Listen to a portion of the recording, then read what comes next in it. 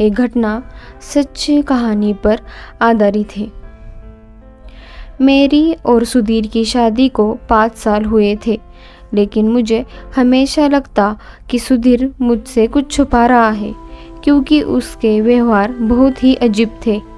या पता नहीं मेरे ही मन की गलत था, इसलिए मुझे पता लगाना बहुत ज़रूरी था कि सुधीर हरदम चैटिंग करते समय हंसता और मुस्कुराता क्यों रहता है। जब भी मैं उससे पूछती किस वजह से हंस रहे हो, तो कभी दोस्तों का नाम लेता तो कभी कुछ और। वो हमेशा देर रात काम से घर पर आता।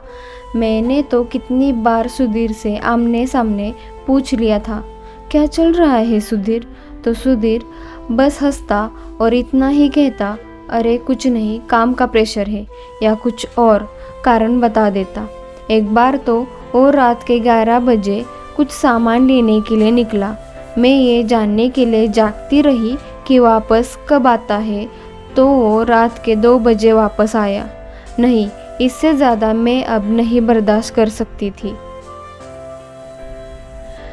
पता नहीं आखिरी बार हमने कब साथ में बैठकर जी भर के हंसे थे। मेरी उस रात भर रोती रही। अगले दिन मैंने ठान लिया, अब मैं सुधीर को तलाक दूंगी, पर उसके लिए मुझे सबूत चाहिए थे। इसलिए मैंने एक निजी डिटेक्टिव को काम पर रखा। बिना सबूत के तलाक के लिए फाइल आगे बढ़ाना मूर्खता ही होगी। जासूस ने अपना काम बखूबी से किया और मुझे कुछ दिनों में ही बहुत सबूत लाके दिए। मेरा पति उसके ऑफिस के लड़के के साथ मुझे धोखा दे रहा था। मैं अब सुधीर को तलाक देने के लिए तैयार थी, लेकिन उसके लिए सही समय आने का और मेरे साथ हुए अन्याय का बदला लेने का इंतज़ार कर रही थी। सुधीर का जन्मदिन कुछ दिनों में ही था।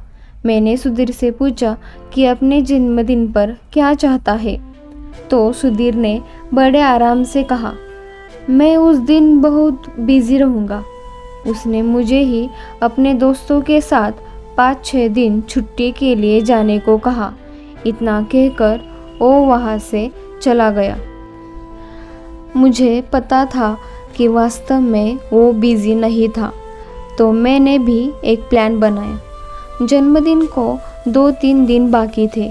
मैं एक सहेली के घर चली गई और अपनी पति से कहा कि मैं अपने दोस्तों के साथ टूर गई हूँ।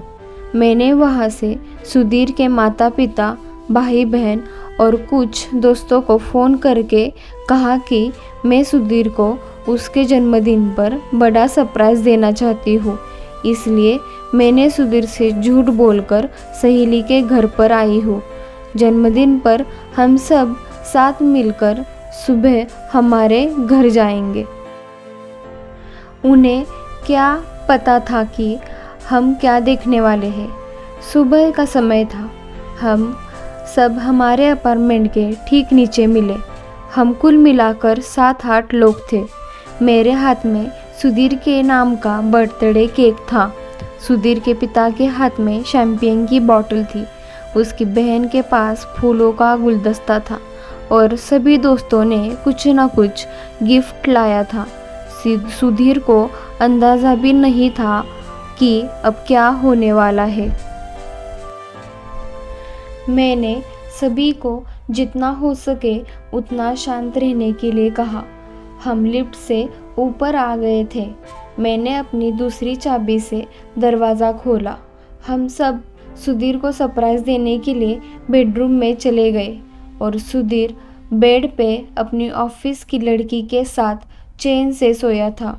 उसके पिता ने शॉक में आकर शैम्पेन की बोतल गिरा दी और उसकी माँ के साथ भी ऐसा ही हुआ।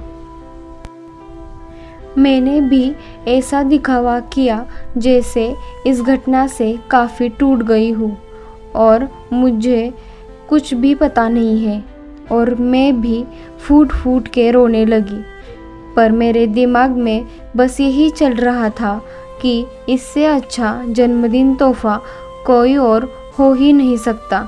जो किसी पत्नी ने अपने बेवफा पति को दिया हो। बस इतनी सी थी ये कहानी।